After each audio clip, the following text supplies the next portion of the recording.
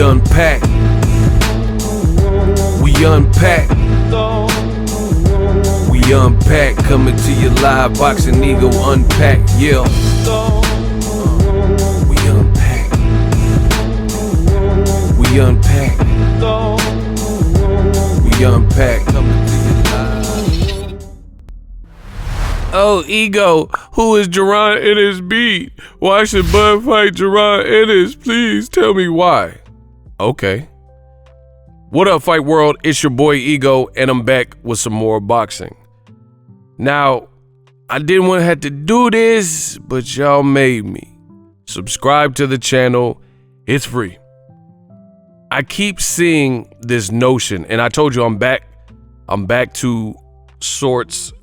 I'm back to my old self on the channel, doing some of the things I did that I kind of got away from, like Ego Thoughts. No one else has to be talking about it, but I will. Now, Terence Crawford, he's put out some statements regarding why he doesn't intend to fight Jaron Boots Ennis. I made another video about that, so check that and then come back to this video. But I keep seeing this notion that Jaron Boots Ennis is undeserving. Jaron Boots Ennis, who is he beat to earn a shot with Terence Crawford? So I want to address that in this video. Now, I'm going to open up by saying boxing fans are the most biased.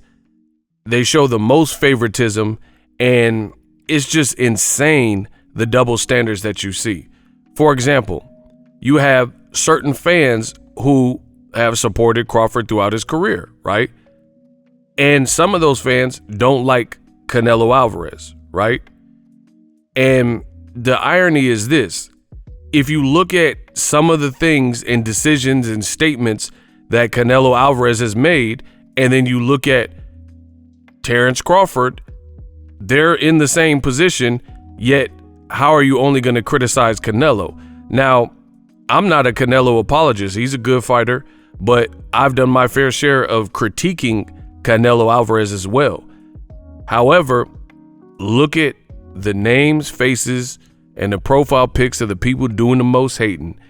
A lot of people, YouTube channels, Facebook pages, groups, Discords, Instagram pages, they criticize Canelo, but aren't willing to criticize Terence Crawford. I will compare and let you know why it's similar, right? But my point is this: you don't have a rule then. If you say the speed limit is 65 miles per hour, but only black people have to follow it, then that's not a rule. You have a segregated rule, right? And that's what a lot of people have in boxing. So to give you guys an example, I was one of the people screaming at the top of the mountain on the channel, for anyone who would listen, that Canelo needed to fight his mandatory Jermall Charlo. Jermall Charlo, even at that time, his resume or now doesn't compare. If we're comparing to Canelo's resume, he had more fights. He already had the Floyd fight, and he had some better names than Charlo, right? So at the end of the day, it's easy to front him off. Canelo instead chose to be the franchise champion. What is the difference with Crawford and his mandatory, who it was his mandatory, now he's a champion, in Jaron Boots Ennis? Again, please let me know the major difference. The only difference is Terence Crawford didn't elect to become the franchise champion, so he didn't have the witness protection belt or a way out to, he either had to fight Jaron Ennis or the IBF followed their rules and decided to strip him. So he didn't have a safe haven to excuse why he's not fighting him. But guys like Canelo, myself included, we criticized him and said he needed to fight Demetrius Andrade when Andrade was his mandatory. We criticized Canelo, payday, you'll want payday, I know that, when we said he needed to fight Jermall Charlo, and instead he opted to become a franchise champion. Now, again, the only difference is Crawford didn't apply for a franchise champion because the IBF never had the franchise champion. So that wasn't a program or designation that was in line with what the IBF does. So he didn't really have that option. But for Terence Crawford to okay, you got to fight Errol Spence contractually, no biggie. But for you to be ruling out Jaron Ennis in terms of the future, I don't think that's a great look, personally. I don't think it's a great look. Instead, he keeps saying, I want to fight big fights, Canelo. We don't know if Canelo's going to give you that opportunity. So Errol Spence, a lot of people are saying you should win easy, just like the first fight, yada, yada, yada. So with that being said, who are you going to fight? Who do you want to fight? And again, the double standards are insane. And just look at the people who are criticizing one but not the other. And I don't think that's fair. Like, again, you can't say you have a rule if the rule only applies to certain people. And that's what we see time and time again in the world of boxing. People claim to have these rules where, oh, I'm just a stickler for mandatories. And when certain people are avoiding the mandatories or circumventing them or getting around the mandatories, it's a problem, like Canelo Alvarez. But me, on my channel, I operate a little bit different. If it's Canelo doing it, it gets addressed. If it's Crawford doing it, it gets addressed. But, you know, to each his own. Some people are looking at Terence Crawford like he's above it. Some people are looking at it and saying, oh, Terence Crawford, he's done so much. What has Jaron Ennis done? There's no reason for Crawford to fight him. Then why were you saying there was a reason for Canelo to fight Andrade when he was the mandatory? Because Andrade didn't, he's in the same boat. Andrade, to this day, he's about to fight Demetrius. Andrade is about to fight Benavidez, but he clearly doesn't have the resume of big names, you know, at this point. So why was it imperative that Canelo fought his mandatory? Why was it imperative that Canelo fought Jermall Charlo? It's not like Canelo needed the resume, because again, when these were conversations with Canelo to fight either Andrade or Charlo, Canelo had already fought Floyd and Austin Trout and Shane Mosley, so he already had some names on his resume, and he had already made a lot of money and had successful pay-per-views. So if we're going to go that route, then it has to apply for everybody. But I noticed in the world of boxing, that's not what happens. Some will criticize Canelo or this fighter or that fighter. Fight your mandatory, fight your mandatory. Now when it comes to Boots being the dangerous mandatory for Crawford, win, lose, or draw, people feel he's dangerous. And now people are saying, who's he beat? He don't deserve it. Who's he beat? So who did David Avanesian beat to deserve Crawford? No matter what argument you come with, you'll get sliced because it doesn't make sense. Just 1 year ago, Crawford was willing to fight against David Avocado. So what made him a worthy opponent? But your mandatory turn elevated champion ain't good enough. And Jaron Ennis is saying he wants to smoke. He's saying, yo, if you don't like how things played out with me being elevated, pretty much instead of saying F the IBF, come see me, fight me for the belt, but you don't want to. So he's like trying it and trying to call your bluff, and you're not providing any resistance. You're just saying, oh, he's on his own path, I'm on my own path. So it is what it is. But my point is, in this video, you got to call it how you see it in every situation. And clearly, not everyone could do that. Crawford somehow gets a pass to not fight his mandatory, yet me and others pressured Canelo to fight his mandatories when they were dangerous and they were good fights for boxing.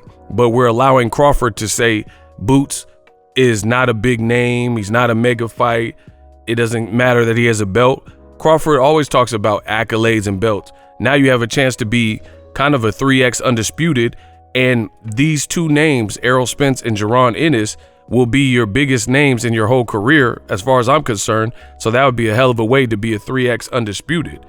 But you don't care about that accolade. So it's just weird seeing what does Crawford really want. Crawford says that Jermall Charlo, a fight with him was out because he performed so poorly versus Canelo. Now he might, I wouldn't be surprised, me personally, if he tries to rescind that, even though he tweeted that he wasn't interested and Jermall Charlo was off the hit list. I wouldn't be surprised one bit if he reneges on it and says, yo, I want to fight Jermall Charlo again. But why would Boots not get an opportunity, and the Bud Buddies would rather see Jermall Charlo jump down from a 14-pound move up coming off of a loss rather than fight Jaron Ennis, who said he will fight you at 147 or 154. That's the same division as Charlo. So for me, if we're talking about the best versus the best and momentum swings and stuff, Jermell Charlo doesn't have the momentum given his last performance. So I would rather see the fight that makes the most sense, which is Jaron Boots Ennis. But for whatever reason, Crawford is ruling that out and not looking at that as a viable option or something that he wants to entertain, which I feel is weird. Because again, what are your other options? You just want to sit around on the cherry tree waiting for one or two perfect options that you want? You feel you've done that much? But we didn't give other fighters this pass. I don't see why Crawford has that same pass where it becomes a different conversation. Oh, don't fight your mandatory. What has he done? You know, the Canelo fans did the same thing with Demetrius Andrade and Jermall Charlo. And Golovkin did the same thing with Charlo. And these things were all condemned. But now all of a sudden, when it's somebody else that you like, we're not addressing it. The last thing I have to say in this Unpack, We Unpack coming to you live, is Crawford was with Top Rank across the street, right? And he spent all this time talking about how they played keep away and the politics kept him from getting the opportunities and becoming a bigger star. He even sued Top Rank at a point in time, or filed a suit against him, saying that they held him back based on his race and national pride and whatnot, right? So I said that to say this: Terence Crawford believes he was stifled in his career by not getting PBC fighters or certain names. If you went through that and you're a man of honor and a man of what you say, and I know I'll whoop anybody, why are you just dismissive of Jaron Boots Ennis if you're claiming that Keith Thurman and Errol Spence and Danny Garcia and PBC fighters and Manny Pacquiao and all these fighters did this to you? Why would you do it to others? My mom always told me, do unto others as you would want undone to you. So Crawford didn't like when other guys had belts, or other guys had the momentum, and other guys had the name and the juice and the leverage in the division, and didn't give him an opportunity as a new welterweight when he was calling him out. Now Boots is barking up the same tree, your tree, because you're doing well for yourself and he wants to prove himself, and you're saying no, it doesn't make sense, blah, blah, blah. Well, guess what? Then why was it a problem when Keith Thurman was saying no, Crawford's on Top Rank, he not over here, and it doesn't make sense for me. I'm making big money, I'm gonna get a Pacquiao fight, etc. And Danny Garcia and Errol Spence are mixing it up. So I'm highly confused. Hopefully you guys can do a job in the comment section and explain these things that are presented in the video, but I know you can't. So subscribe to the channel, it's free. Let me know what you guys think of Terence Crawford just ultimately outright denouncing a Boots fight, saying it doesn't make sense. We unpack. Introducing Super Thanks. Right here on the official Boxingego YouTube. Super Thanks allows you, the viewers, to show a little bit of extra gratitude, which enables me as a full-time content creator to push out the content you need in the world of boxing. Underneath all the videos, you will see a heart with a $sign in it. You can enter any amount that you find suitable as a Super Thanks. A brand new, interactive, and colorful way to get your comments highlighted and noticed by not only myself, but other people on the YouTube platform. Super Thanks, a unique and cool way to show and applaud us full-time content creators. Hopefully you guys enjoy the content. Super Thanks. The future is now. The Hibernation 5s by Kenichi Bear. Hybrid gaming and lifestyle headphones. Out of the box, you can connect to any console or PC. Bluetooth ready, with a low latency USB adapter, color RGB, and extreme bass mode. The Hibernation 5s adjust to you. Whether you need a gaming, travel, gym, or lifestyle headphones, the Hibernations got you covered. The new Hibernation 5s, link in the description. Customize the way you hear the world. Welcome to the nation. Are you tired of your YouTube videos not getting any views? Well, consider TubeBuddy. I've used TubeBuddy for years to scale up my YouTube channel. Now we're sitting over 200,000 subscribers. TubeBuddy is a browser extension that offers a ton of built-in productivity and time-saving services to take your channel to the next level.